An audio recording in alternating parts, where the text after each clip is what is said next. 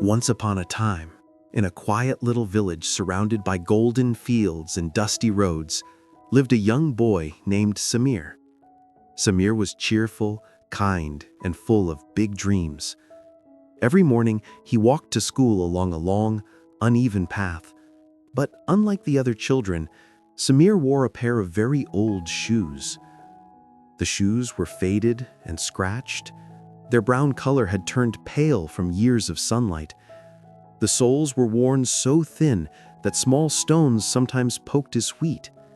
And on the left shoe, there was a patch his father had stitched by hand.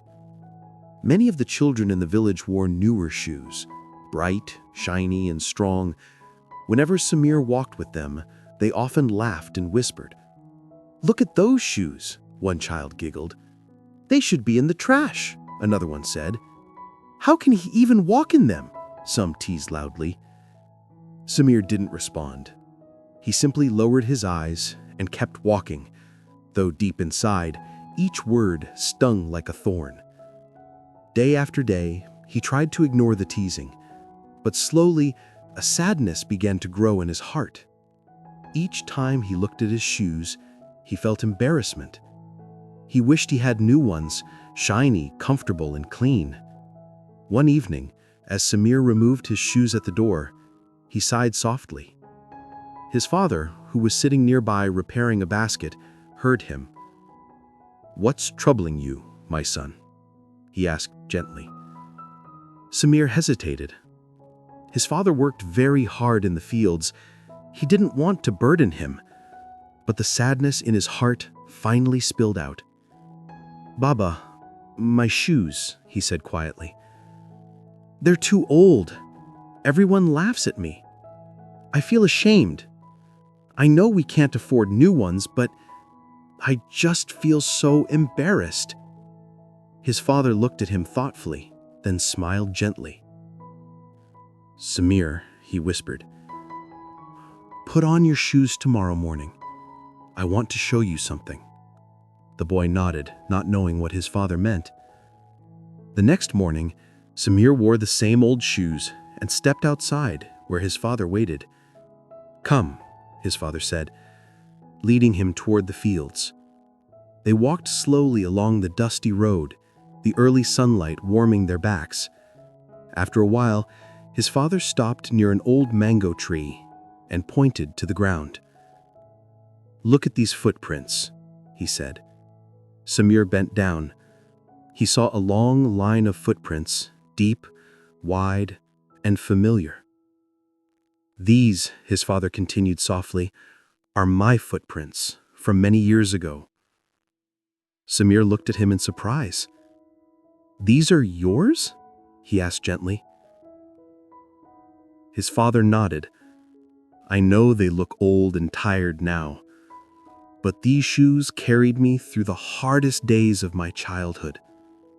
When your grandfather fell sick, I wore these shoes to run to the next village to get medicine. When our crops failed one year, I wore these shoes to walk miles in search of work.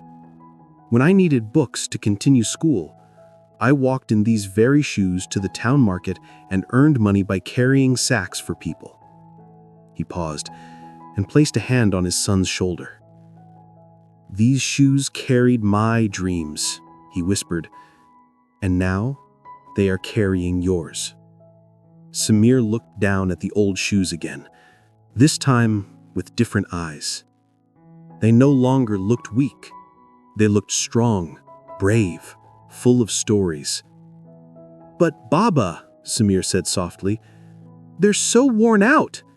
"Yes," his father replied with a smile, "because they've walked thousands of steps, steps filled with hope, struggle, and determination.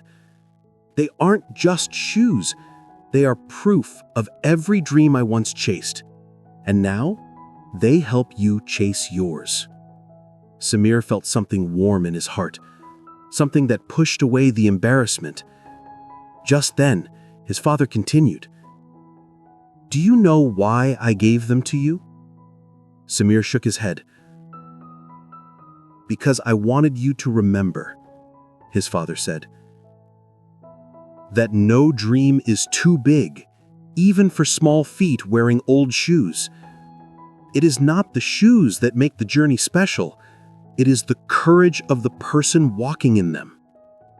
Samir's eyes filled with tears, but these were not sad tears. They were tears of pride. When he walked to school that day, he walked differently.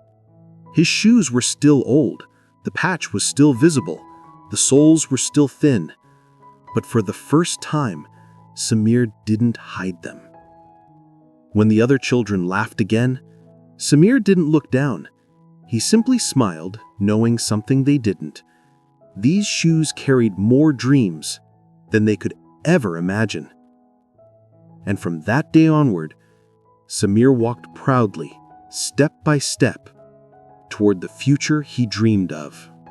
Your one like, one share, and one subscribe helps us create more life-changing stories.